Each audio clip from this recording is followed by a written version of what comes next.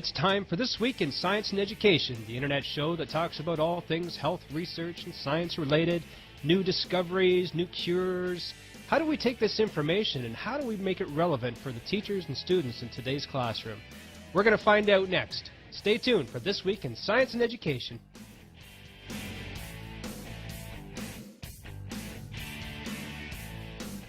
This Week in Science and Education is brought to you by Sheridan Institute of Technology and Advanced Learning. At Sheridan, students shine brighter. Visit their website at SheridanShineBrighter.com.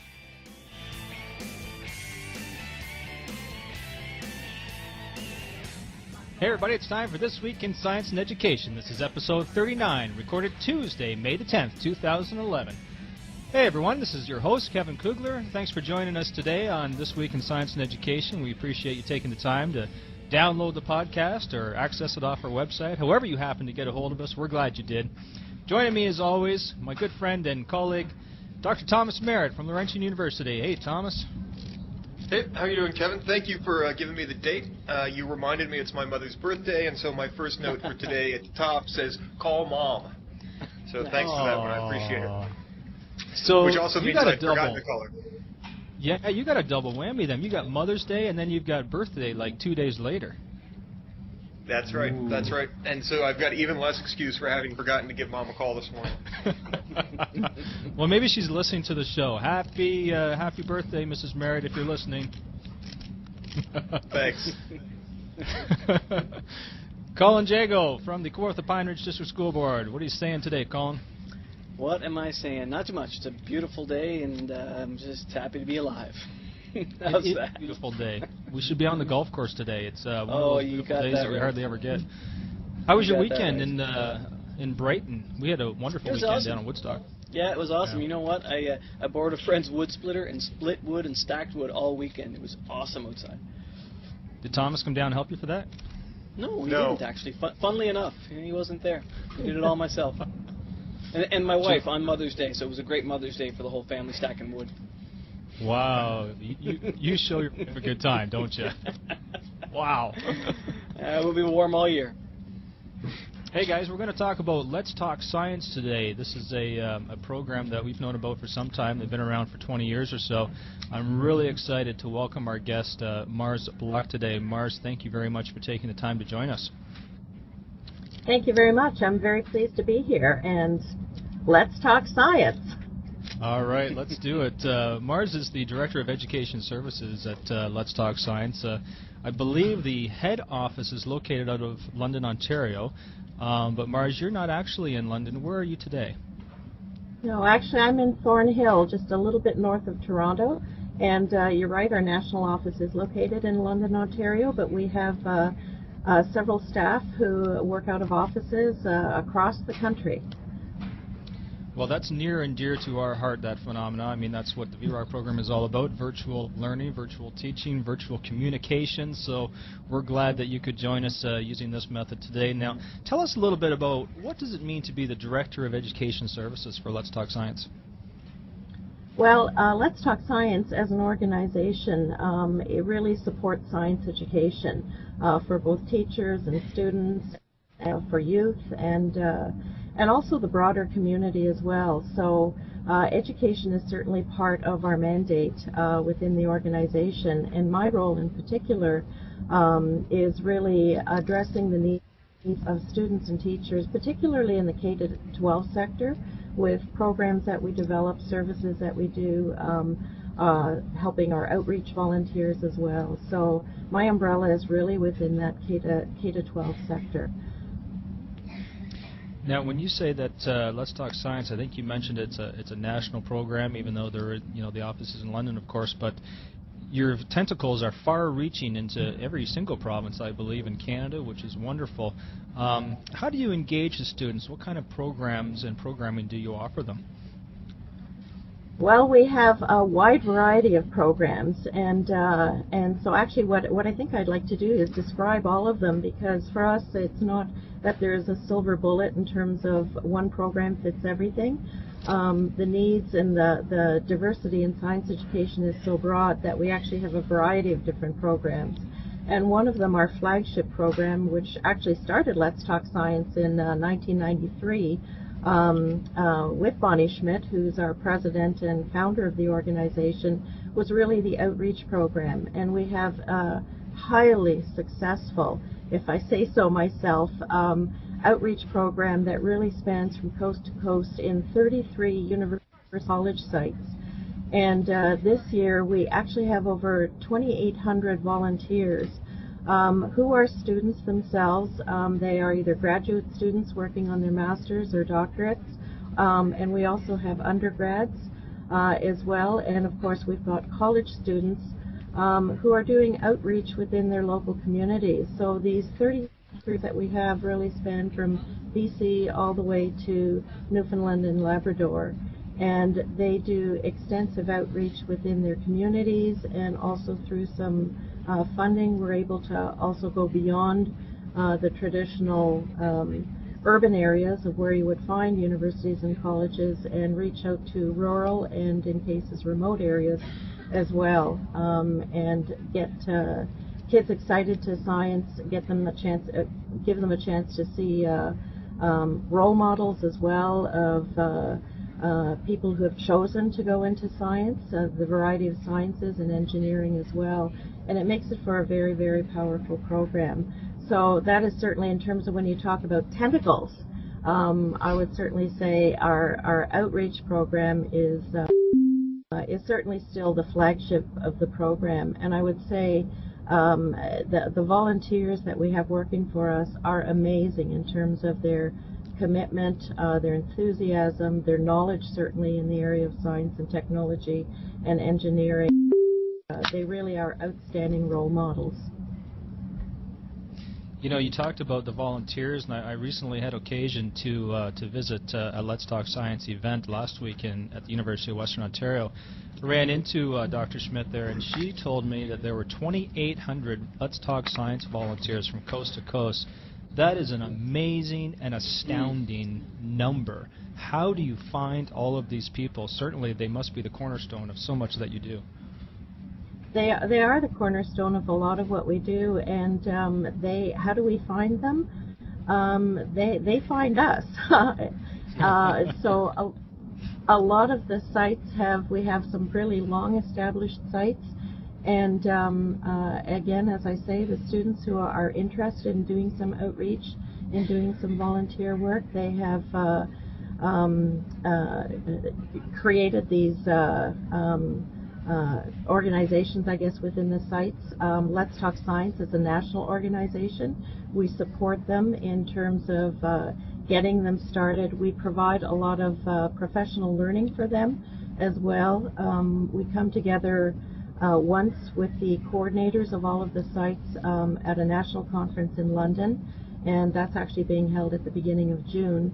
And then we also have a West and an East regional conference. So part of what Let's Talk Science does with our volunteers, which I think helps to support the program, is we really provide them with support in terms of reaching out to the community, communications pieces, how to deal with the media. We really further their leadership skills and communication skills, and I think that's part of the success of the program. What we don't have is, through our outreach program, is we don't have, if I can call it, a canned set of activities that we do in terms of, okay, if you're in a Let's Talk Science outreach site, these are the workshops that you must do, these are the programs that you must do, and so on. It's really much more of a synergy between the volunteers, the expertise that they have, the needs of the community, and that all comes together. So it's a very dynamic, organic flow of what we have, and I do think that that really contributes to the success of the organization. And the event that you were at, actually, Kevin, the All Science Challenge, and I believe you were at the one at the University of Western Ontario, was an event that grew from one of our outreach sites at McMaster about 5 years ago into now a national event that's being hosted at 19 of our outreach sites, and I think involves about 2,500 kids in grades 6, 7, and 8 who are coming to, actually in this month of May, they're coming for the culminating event of this project, which is really an enrichment project for kids who are learning some of the content. They've gone through study guides, they've worked as teams, they've built their team skills, and they come to this event to really do a face-off challenge in terms of, those of you that might remember, Reach for the Top type of a competition, and there's also a design challenge. And I cannot divulge the design challenge to you because some of the sites have had it, and some of the sites are still holding their All Science Challenge, and I don't want to spill the beans for those little sites sneak that preview, have it. Mars, come on.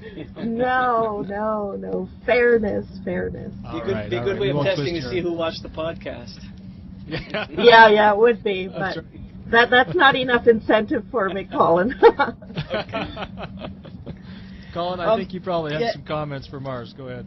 Well, Mars sort of answered some of the questions I had as I was thinking about it, but I wanted to talk a bit about the structure of the organization, because, I mean, to think about organizing 2,800 people is a monumental undertaking, but you sort of described how each site, kind of like you said, is organic in response to the needs of their community and their university setting or college setting and where they are.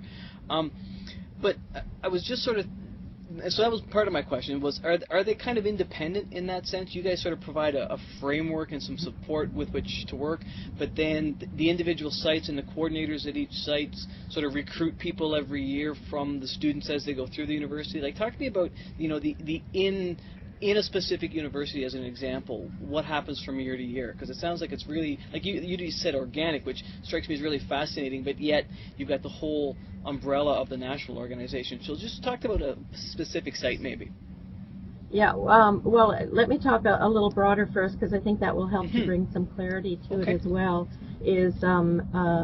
We do provide on a national level. We provide a lot of support to the outreach sites, and we have a national coordinator of our outreach sites, Isabelle Delorier, and she provides first-hand service and support to the sites in terms of addressing their needs and so on. So on a national level, we do have staff who really are dedicated. The way my role is looking at the K-12 formal education system and how can we support that, we do have staff whose roles are very much in supporting the outreach. And Isabel is one, and we also have other staff, Robin Auld, who focuses on online engagement of our volunteers, Glenda Casimir, who works with, we have a lot of corporate partners who are interested in having their employees also doing volunteers, and we have our own alumni as well, who keep coming back and are interested in continuing to do some outreach within their communities. So although we have these organic dynamic sites at these 33 centers, they have a lot of national support. I think the big difference is we don't direct in terms of what programs that they need to offer and do. Right. That comes basically at the interest level and the expertise level of the sites. And they often will initiate something like the All Science Challenge did 5 years ago with the McMaster site, initiate something that starts to take hold, gets interest in the community. They share that at the conferences that we have, and then other sites may take up on that. One of our newest examples is so to take a university, a specific university site, the University of Toronto, the St. George campus. Last year, several of the volunteers are doing their research in stem cells, and wanted to create some event to engage really senior students in terms of what's happening in the field of stem cells, and importantly, how do you address issues of practical ethics as it relates to stem cell research. So in terms of practical ethics, not should stem cells be researched or not, but stem cell research is going on. So how do we deal with the issues related to that? That's what I mean by practical ethics. Right. So a year ago, they initiated an inaugural event called Stem Cell Talks It was held at the University of Toronto, well actually it was held at the Mars building, but coordinated through Paul Pissar and Angela McDonald, two of our outreach volunteers at the University of Toronto site. And over 200 grade 12 students came for the event, and there were researchers as well who gave a little background on stem cells and then presented case studies in terms of a particular issue related to different treatments, related to what are the issues if you're looking at it from an ethics perspective, from a regulatory perspective, from a research perspective, and then also from a patient perspective. And that event was actually so successful that they've continued it this year, and it has also branched out into 3 other of our sites who are interested in taking this on. So when I talk about organic, that's an example of something. It's not an event that was initiated by us at National Office saying you need to do something about stem cell research. It was more initiated from our sites, or one of our sites in this case, and has grown. And actually so the link then into the National Office and how we work with that as well is the event in last March was all videotaped, and when my team and I looked at those videotapes, we thought there's a lot of really good information here that would be useful for those that weren't at stem cell talks, in terms of some of the background of stem cells research, in terms of perhaps doing a debate in the classroom on these case studies. And so we are now actually in partnership with Stem Cell Networks developing some resources and support materials that is based on that original stem cell talks, which we will then post on Curiosity, which is one of our other programs that I can talk to you about. Sure, that's a good segue into Curiosity, but before we get into Curiosity, hey Thomas, I'm thinking there's a young lady in your household that's just celebrated her first birthday, if I'm not too mistaken, kind of right around this time, I think. Maybe we can convince some... Almost? Okay. So Mars, what about that? I know you're K to 12, but I think you might have a volunteer in the Merritt household if you want to reach down to that 1-year-old age level. What do you think? Well, I should, and actually I should bite my tongue there, because we're actually pre-K to 12. We actually do deal with from early on all the way on up in terms of science education. And in the early years in kindergarten, we actually have developed an exciting program. It's called Wings of Discovery, and it will be perfect for your daughter. Wings of Discovery, it's a program that we've developed, so it is commercially available through GTK Press. And it was developed to fill a void that we found, particularly in Canada, in the area of early years education and early science. And it is an exploration and discovery around different themes that encompass various different sciences, and it engages young kids in exploring their world around them, discovering different science concepts, developing skills of language acquisition, of motor skills, problem-solving skills, and so on. So for Wings of Discovery and for many of our programs, science is really a platform. It's a vehicle in terms of actually skill development and skill building. And I would say in those sites that have been using Wings of Discovery, a consistent feedback that we get is the language acquisition of young kids in learning the words and the vocabulary of the world around them. So we're in about 1,000 daycare. Our early years program is in about 1,000 daycares across the country, and the Why Science video that is on our Wings of Discovery site, which is short, it's only I think 6 to 7 minutes, is well worth viewing. So I'm glad, Kevin, that you've got it up there. It really explains why we feel science is such a great vehicle for young kids in terms of problem solving, in terms of inquiry skills, in terms of literacy, numeracy, it really provides a very rich forum for that.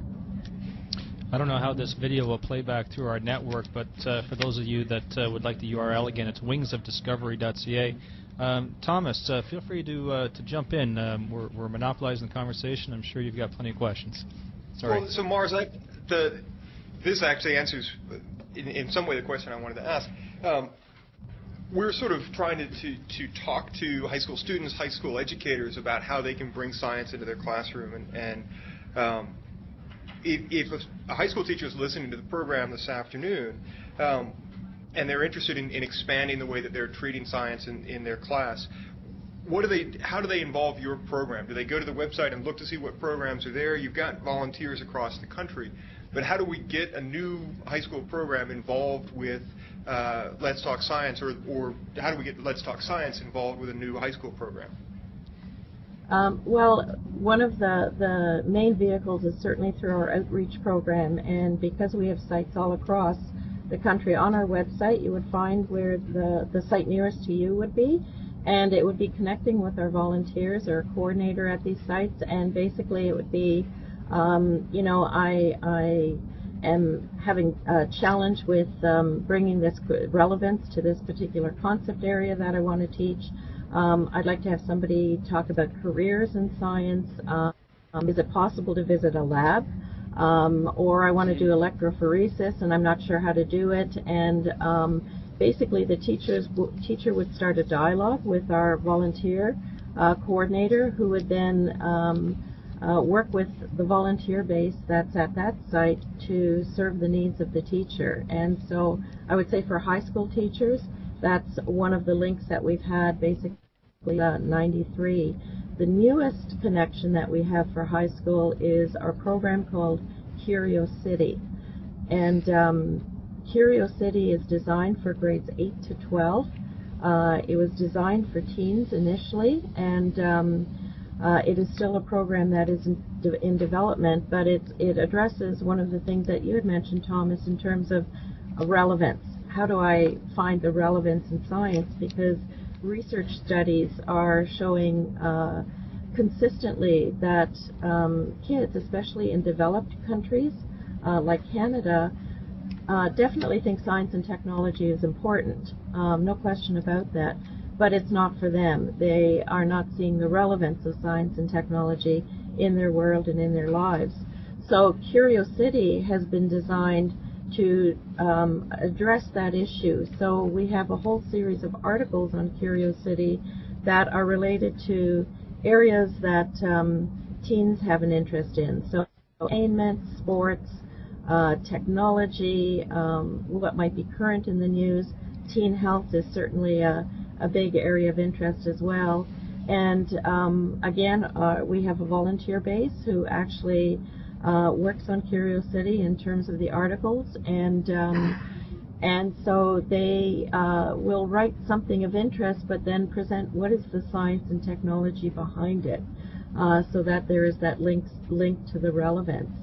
And we are building this program further to actually develop a youth community center component of this program and an educator community center, so that youth are able to connect with our volunteers, they're able to connect with research, and their teachers are able to connect as well, and we provide educator support for this. So this is our newest program in terms of reaching the high school audience. And again, it's grades 8 to 12 because certainly, you know, out in BC, high school starts at grade 8 as well. So part of the diversity of the different education systems across Canada, we try to address that as a national organization.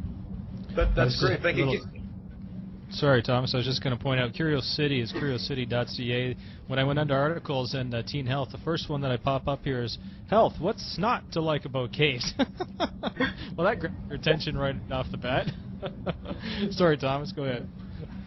So actually, Mars, the other side of that is something that I've sort of struggled with for the last 20 years that I've been in science.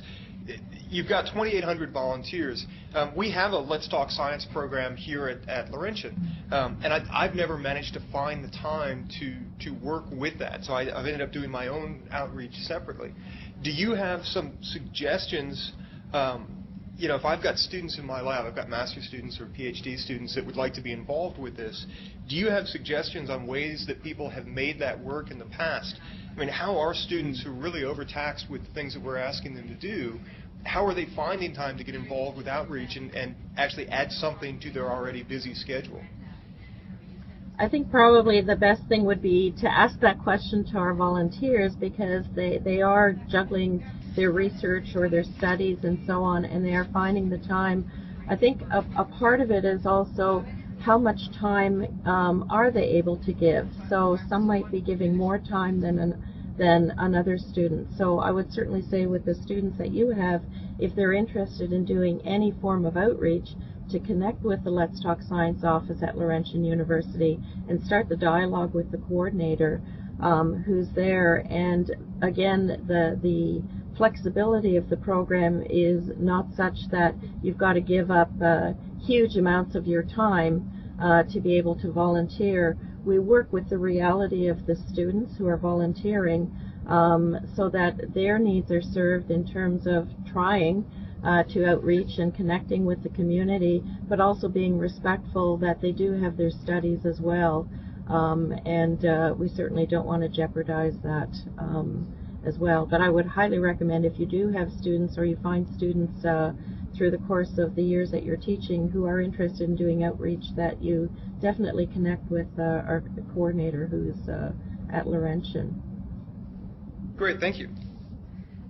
We're talking today with Mars Bloch from Let's Talk Science. She's the Director of Education Services. We're going to take a short break, and when we come back, I'm going to ask Colin Jagoe if he's worked with Let's Talk Science in the past, or if anybody from Kawartha has some experience. I'd like to hear about that.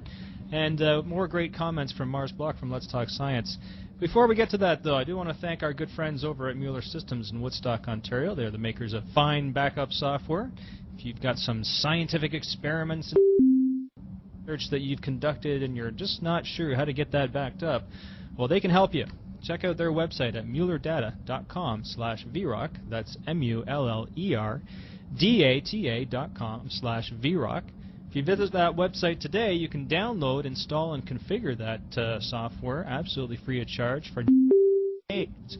90 days should be more than enough time to handle it. And now that I see my good friend Colin Jagoe coming back online, let's get to him quick before he disappears again. Colin, what kind of work have you guys done with Let's Talk Science? Do you know? I need to go talk to the network techs, I think, before I do anything else here. I have not personally done any work with Let's Talk Science, and I'm not sure if anybody in KPR has. Maybe Mars can speak to that. If in fact our local folks here, teachers, have had some contact. I honestly don't know. I know we've had other organizations with contact that sort of are kind of in the same sort of science outreach veins, but I don't know about Let's Talk Science. But I did actually have a question, and maybe you can sort of answer both questions while at the same time. Mm-hmm. And my question, in thinking about promoting project-based learning, promoting hands-on learning with students, getting them connected with grad students and PhD students and profs actually doing science research, how far does it go? Does it end up sometimes taking it to, say, like a mentorship level, or collaborating as a student works through a science project, aiming at something like Canada-wide Science Fair? How far does that connection go? Is it like one-off event sort of oriented things, or do you start relationships that go long-term and build? Well, ideally, we want the relationships that are long-term and that build. So that's why we initially had called our outreach program a partnership program, in terms of building a partnership between the education community and the volunteers. I think one of the aspects of Curiosity that we're so excited about is because of the technology, it will allow us to actually continue that relationship with our volunteers when they are going out with students or with teachers, so that there can be a pre and a post, getting students involved in data as well, working with real data. We have some programs, and again, each site is unique with the different programs that it offers, but at the University of Toronto Mississauga campus, they have done salmon hatching and releasing as well. So with the schools that are involved with that, our volunteers are on a regular basis coming into the schools and so on. We very much, and I feel quite strongly about this, that the one-off event, you know, it may serve its purpose just for generating some excitement, but the real value and the long-lasting impact is really when you have more than a one-off event, and you can continue that relationship, whether it's through the volunteer or through the resources. And the Curiosity community centers, in particular the Youth Community Center, really will have that capacity to continue building those relationships. So in terms of your board, Colin, I don't have the stats specifically in front of the board for each of the boards in front of me, so I can't say whether there has been involvement or not. But is there a trend connection with Let's Talk Science? Do you know? Not yet. I think they may be. I know there's a lot of sites that, there are some sites that are interested in joining us, and for us it's just a capacity of being able to do the startup for the site, because all of the programs that we offer through our outreach program are all free. So they are all funded by the various funders that we have. And the program is growing so much that we're now getting sites that are coming to us, and there's a bit of a queue in terms of starting up. So interesting. Yeah. We're talking today with Mars Bloch, Education Director of Education Services at Let's Talk Science. Mars, one of the questions that I get asked all of the time as the National Program Manager for VROC is, you know, you guys do these educational programs, you go into the schools in various ways, but how do you know that what you're doing is effective? How do you know that students out there, you know, 10 years from now are sitting in the chair that Dr. Merritt occupies at Laurentian University? How do we know that we're being effective? And, you know, we certainly haven't been around long enough. We can't lay claim to the wonderful Dr. Merritt entering into science as a career choice. But you've had 20 years at this now, and I think that you have some mechanisms in place to track some of your success, as I recall. Talk a little bit about that and how you gauge the success of your programs. Okay, that's actually a really good question, and it's not quite 20 years yet, Kevin. You'll know when it's 20 years because we'll have a big celebration. So it's been since 1993. Yeah, that's right. Okay. A couple years away. Yeah, but the question that you ask is really an important question because, and certainly from the years that I was in the formal education sector before joining Let's Talk Science, there's no end of programs that get started or pilots that get started, but in terms of how effective are they, that evaluation component sometimes is left dangling. And so it's something that we actually take quite seriously. And we have done studies on the effectiveness of our programs early on, even before I joined Let's Talk Science. We were doing in-class workshops with facilitated associates who were trained in presenting the workshops, and did a study on, you know, what was the effectiveness of that, and did kids get something out of it, did teachers get something out of it. Our Wings of Discovery program, we've done actually a lot of evaluation work in terms of its effectiveness as well, and we've done some studies with daycare centers in particular, and have found, because of the lack of confidence often that a lot of educators, particularly early years and in primary, feel about doing science and what does it mean to actually do science, when they were using the Wings of Discovery program, they found their confidence level. It was really rising. They were more inclined then to be doing more science. And we recently actually just completed an evaluation research project called Making Connections with several daycare centers in Aboriginal Head Starts in BC, Saskatchewan, and Manitoba to assess the effectiveness of Wings of Discovery and how were those communities using Wings of Discovery, because it's in science, and to be culturally respectful for the local communities as well in terms of their traditional knowledge and so on.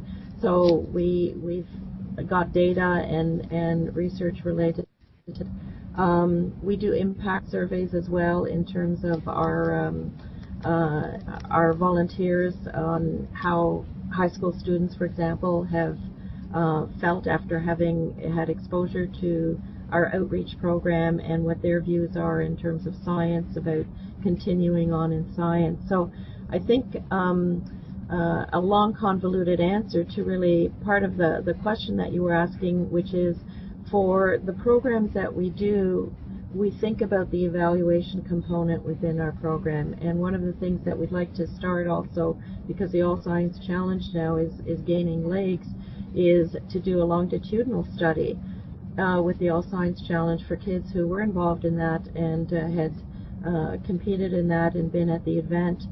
Did that have any impact as they went into 7 and 8 and into high school? And so we're not an organization that says, let's do something, let's throw it out there, and then let's move on. It's let's do something and see what the impact and effect is, and then can we build it better? Almost a phrase we would use. Yeah, thank you for that answer. Mars, I'm wondering, do you guys do anything with fruit flies? Why, do you have a bunch there? I have the world's foremost expert sitting as part of this show today on fruit flies. Yeah. It's very quiet today, which is unusual. But hey, fruit fly guy, you got any questions? I do, yeah. So Mars, if you need some flies, let me know. I've got a few here. Several different strains. Your answer to the last question, it sort of, in some ways, is the answer to maybe the question I wanted to ask. But when we're talking to teachers about new programs, we're all very busy, and when I volunteer to go into a high school class, or like last week I had a couple of classes come here, and we spent a few hours playing with flies. A lot of teachers are really pressed with their responsibilities now. Can you make an argument to teachers now? If somebody's listening to our podcast, then they're probably the teachers that are already making the effort. But how do you sell to a new teacher the idea that Let's Talk Science is going to work for them and is going to be worth the time that they're going to have to invest in this when they've already got a busy schedule? So is that a matter of saying to them, look, we can show you that this is effective and your students are going to learn more? But how do you sell the program to a new high school teacher? I think part of it is the confidence that its effectiveness and helps them, but I think a bigger piece is that it ties in with the needs that they have as teachers and the curriculum, the mandated curriculum that they have to address in the classroom, the assessment and evaluation that they have to do related to it. I think part of it is being really respectful of the environment that teachers are coming from, and working together with that so that it doesn't become, it's not a program that's an add-on, it's a program that helps to support what they're doing in the classroom. And I think that is so critical, because I certainly know, and I was a teacher in a previous life, and I certainly know from friends who I still have as teachers and the various roles that I've had throughout my career, that teachers work really hard at trying to address the programs, and in particular in high school, where there is a very dense and heavy mandated curriculum.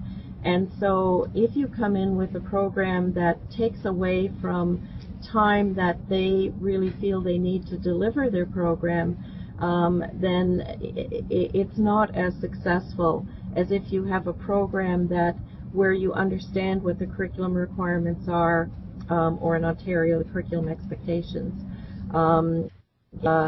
If you understand that, yes, they're interested in science, but your particular area, which might be fruit flies or something related to it, or if it's in the area of geology or electricity, is a very small piece maybe of a curriculum, and they can't afford to spend 5 periods on something that they have to move on with the delivery. So I think it's understanding the environment that teachers are teaching in and being respectful of that.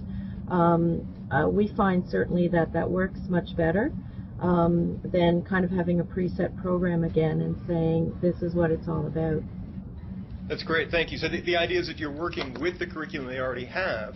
This isn't something that's just going to be interesting. It's going to get the students jazzed about science or whatever we're dealing with. It will work directly with the curriculum they have to deal with. That's fantastic. Thank you. That's a great answer.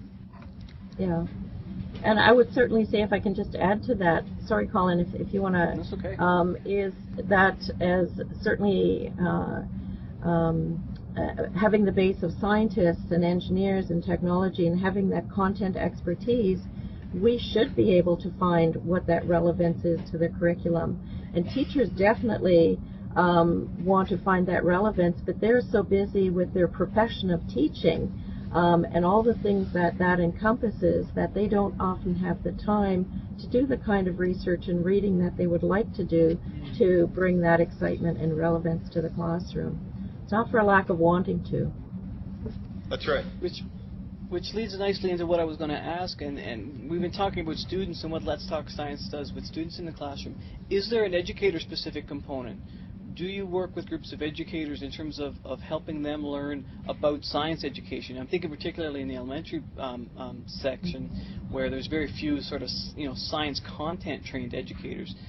Does Let's Talk Science work with educators specifically, outside of the classroom in a professional development capacity, to then help them be better at science in the classroom? Yeah, actually, that's a really good and timely question, Colin, because Let's Talk Science used to do a lot in the area of professional development with teachers, and over the last few years we hadn't done as much. That is now surfacing again as a key role of what we want to get involved with, and certainly Curiosity is a vehicle that we can do and address that through the Educator Community Center that we're developing. But we're also very interested in and starting to develop professional learning in the area of inquiry and problem solving. What does that actually look like in terms of managing that in the classroom, in terms of engaging students? How do you manage materials related to that? What does it sound like in the classroom? Because there's a lot of talk of inquiry and problem solving, and it certainly is in the curriculum, but in terms of the support for that, there still is a need for educators. So we're quite interested in helping out in that area and building it with educators. And one of the things that we do have, because we do feel it's important to listen to our users on the ground, and in the case of Curiosity, we do have an educator panel of educators from 5 provinces, with a 6th interested, and they're Alberta, Saskatchewan, Manitoba, Ontario, and Nova Scotia right now, of both ministry people and educators, Science Teacher Association educators, who are helping to advise us on what really works, what are their needs, and so on. And they will help us shape the professional learning for teachers. But most definitely you'll be hearing more about this, and we'll be growing in this area. Excellent. Mars Bloch, everybody from Let's Talk Science. Mars, on behalf of Colin and Thomas, thank you so much for taking the time to join us today. It's been really interesting to talk to you about the wonderful programs that are taking place at Let's Talk Science. I'm going to give those website addresses one more time. Let's Talk Science, I believe, is letstalkscience.ca, curiosity.ca, and wingsofdiscovery.ca. We'll, of course, throw those up in the show notes at T-WiSE.vrock.ca. But, Mars, thank you so much for being with us here this afternoon. Thank you very much for having me. Thanks, Mars. Really appreciate it. Just a quick note there for you gentlemen. This Week in Science and Education now, I just want to point out here, has reached over the 1,000 hit mark on our site. So people who are accessing and listening to and watching our shows, we have over 1,000, 1,194 to be exact. So congratulations to you guys. Thanks for continuing your efforts with the show. It's Thanks, wonderful. Merritt. Mom, you're the best. On behalf of Colin Jagoe from the 4th District Pine Ridge School Board and Dr. Thomas Merritt from Laurentian University, notice how I sensed this was going downhill and I'm cutting it off. Thanks, guys, for another exciting show. We'll see you again, same time next week. Bye-bye now. Thanks, folks.